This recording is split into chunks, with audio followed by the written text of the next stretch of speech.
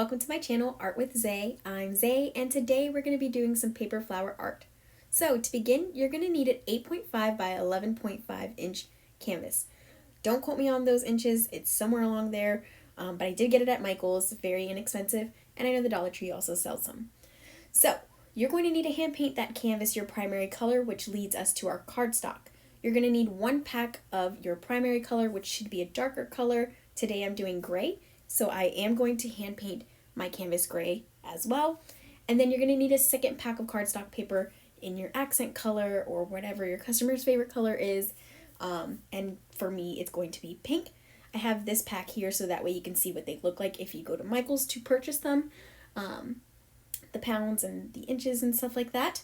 So in addition to those two things, you'll need white permanent vinyl. I have a matte white Oracle 651 vinyl here because I love Oracle. Who doesn't? Alright, you're also going to need some hot glue sticks, and where there are hot glue sticks, there are hot glue guns, so make sure you have both of those. Now, ta-da! The most important tool you'll need for this project is a quilling tool. This is my handy dandy quilling tool that I got for $9 at Hobby Lobby, and it was $9 because it rotates 360 just like this. But they do have $3 and $4 ones that don't rotate 360. It just requires a little bit more wrist work, but it is 10 times better than using tweezers. Don't use tweezers. Pause the video and go get you a quilling tool. All right, let's jump right into Cricut Design Space and get started on our project. All right, now that we're into Cricut Design Space, the first thing that we need to do is figure out which flower template we want to use for our canvas. Now, to do that, we'll go into Image and then search for our flower. If you don't know the flower names that are available to you on Cricut Design Space, no worries. I went ahead and printed all those out, and I even cut them so you can see what they'll look like made. And that link is in the description box below. It is free, so please take advantage of that. Print it out, laminate it, and keep it beside you. I go with this flower every single time. It's just my standard flower for my memorial canvases, and it is provided by Cricut Design Space. I don't like it to be as small as it comes, so I just put 4 inches and allow the height to adjust accordingly. And then I'm going to go ahead and duplicate this flower, and I want to fit 5 flowers onto one sheet of cardstock paper to make the most of my cardstock paper. Now that can be very difficult if you are not precise, just because the cardstock paper I believe is only 8 inches by 11.5 inches, so you only have 8 by 11 inches to work with when it comes to these 4-inch flowers. So I'm going to flip, maneuver, and change them all up until they fit onto one sheet of cardstock paper and are within the borders of 8 inches and 11 inches. Alright, so as you see, this one is 7.94 by 10.69. So I am perfectly within those borders. I'm going to go ahead and attach those together so that way I don't have to do it again. And then I'm going to duplicate it. Now, if you don't have an 11 by 24 inch mat, which are the longer mats, then don't duplicate it. I duplicate it so that way I can put 2 pieces of paper onto one mat. Now you'll see here I am focusing on where I place that second row of flowers because that is where the next piece of paper will start. You want to make sure that your flowers are going to start on the next piece of paper and not in between papers. Okay, now that that's all done, I'm going to select them all and I'm going to attach them together. Now we want to find the flower that we're going to use for the heart with the image. I actually downloaded this flower from a YouTube video I watched. They are roses. I absolutely love them. So I'm going to link her YouTube video below if you'd like to also download her rose SVG. So now we're going to ungroup the roses, and I'm going to play with them so I can fit 5 roses onto one sheet of cardstock paper as well. Now if you notice, I am not going to change the width or the height of these flowers just because the centerpiece of this comes out a little bit, making them already a little taller than the other flowers, and that's perfect for me. Alright, so now we're going to do the same steps and duplicate this, select all, and attach. Alright, now we are going to go into the Shapes tab in the bottom left hand corner and select a heart. I'm going to adjust the width to 5.79 and allow the height to adjust accordingly. I don't know where I got that measurement or how I got that measurement, but I haven't changed it since I did. We're going to duplicate our first heart so we have a bottom base, and then our top heart will have the photo in it. We'll click Images, open our uploaded photo, and then drag the heart on top of the photo. Now, because the photo was the last thing we brought in, the heart ends up behind it. We'll go into the Edit tab, click Arrange, and then Send to Front. And now our heart is in front of our photo. And we can line it up perfectly on what pieces of the photo we actually want to be in the heart. For me, I want both heads and a little bit of both bodies. I will select all and slice. Delete the extra pieces. And we now have our heart shape image. To save time, I already went ahead and typed out the words. So as you see, it's a width of 2.11 inches by 1.68 in height. That is specific. I made sure to measure those out for the 8x11 canvases. If you're doing a different size, you'll want to measure out your own. And my words are all centered. To center your text, you go into Edit, Alignment, and Center Text. If you saw before, this is Four Seasons Home Decor in Cricut's tab, so it should be free if you have Cricut access. Okay, so now we are going to pick the winged animal we want on our canvas. Because it says your wings were ready, my heart was not, I add either a bird, a hummingbird, dragonfly, whatever animal has wings on it. Now when it comes to sizing my winged animals, I have no rhyme or reason to it. I will just make a bunch of them in different sizes, just so that I have multiple to play with, since I'm already going to use the cardstock paper anyway. Now, before we make our project, I highly suggest you hit the button in the top left-hand corner that looks like a memory card, and then save it to your Cricut cloud. That way you don't ever have to realign the flowers again and get the heart shape, the perfect shape. You'll just always have it ready, and you'll just have to adjust the photos. Okay, now we are ready to make our project. You are going to need 150 of these first flowers. So since they're doubled up, I will need 15 mats of them. If you don't have them double up, you will have 30 mats. You'll click Continue and select our material. Now, we are going to use cardstock for intricate cuts. I highly suggest just saving it to your favorites, since obviously we have a lot of mats to do.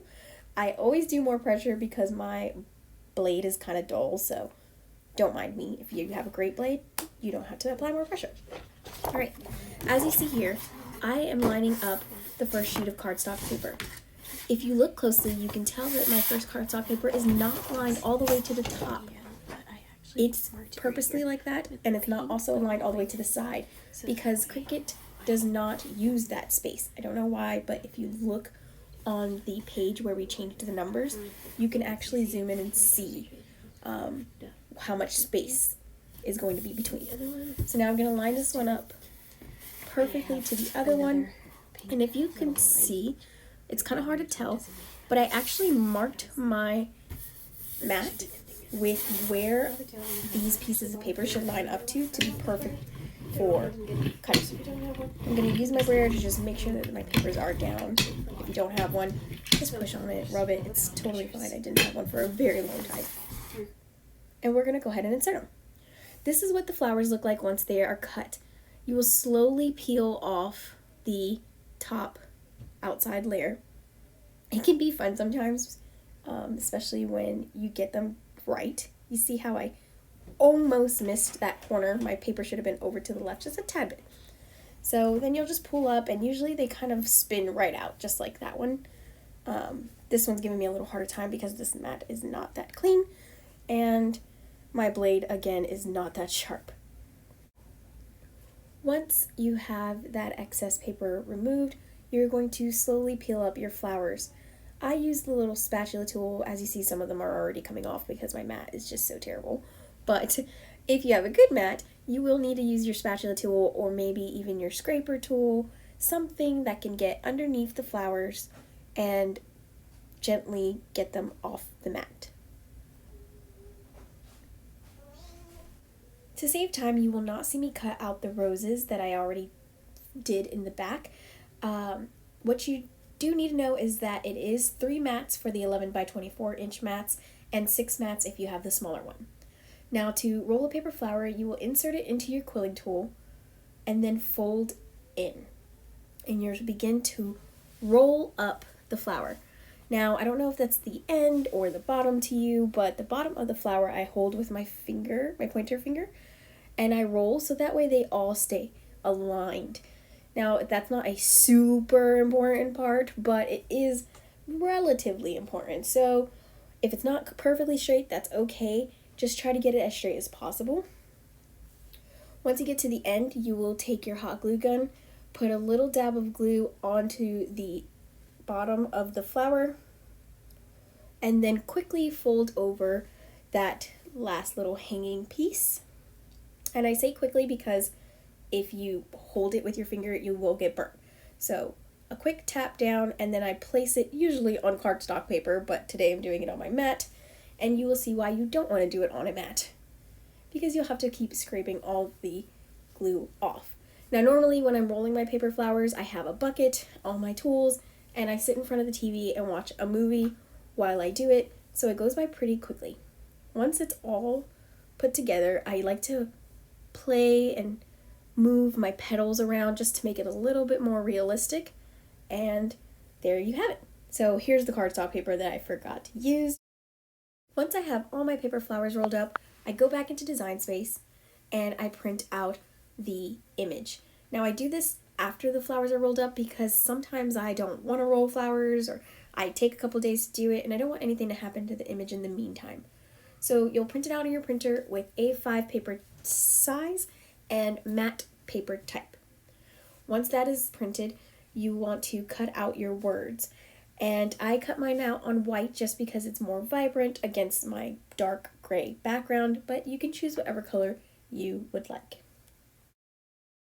Before I talk about what I'm doing with the roses, I do want to mention, as you see, I already have my words down on my canvas. Don't do that. Don't put your words on until all of your flowers are down, because you don't know where those flowers are going to start, stop, and end once they're all on the canvas. So it's just better to put the words on in the end.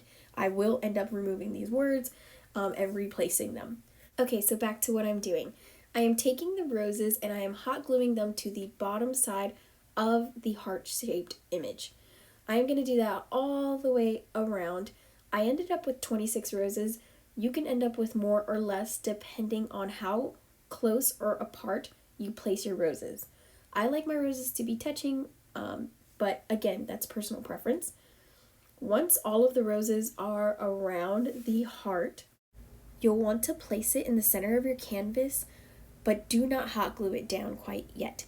The reason why you don't want to hot glue it down is because once you start putting the flowers around the canvas, you may have some negative space you'll want to fill, and the image can help with that. So now I'm going to take my flowers and I'm going to outline the entire canvas in a pattern. I found that I like the pattern. You don't have to. I've done a couple without a pattern, but again, I just like the pattern. So I'm going to fill the border of the canvas once again with a paint gray pattern. Once the border is filled, I start working my way into the center, but I have no pattern for that. This is where I play around and place the flowers wherever I think they look best. So you'll see here that I will double up some pinks, double up some grays, and just have fun with the canvas. Now before I start really filling up the canvas, I'm going to create that circle space right at the bottom where I want my quote to go. Again, you don't want to put the quote down first because you are bound to make a mistake like I did here. I actually put my top roses that you see me doing now a little too close to the words, so when I had picked up the canvas, it was almost impossible to read the your wings part. So again, make the circle first and then place the words into the center. Once I have a good amount of the canvas filled up like I do here, I actually will begin hot gluing the heart image down. So I already glued the right side of the image down just because the right side of the canvas is what I'm currently working on, and then I will follow with the left side. So I quickly wanted to show you when I lift up the canvas how you cannot see the your wings that easily. So I am going to have to remove those words and replace them. Once you have everything hot glued down, the last step is to cut out your winged animal. Mine is a bird, whatever you chose, that is fine. And again, we're going to do it on cardstock paper, so I'm going to select cardstock for intricate cuts, and there you have it. Your canvas is all complete. Feel free to put your birds wherever you like, or whatever animal you chose, wherever you like. And great job. Pat on the back if you've made it this far, because it is no easy task, but they are so beautiful and so worth it. I want to thank you guys so much again for watching another one of my tutorials.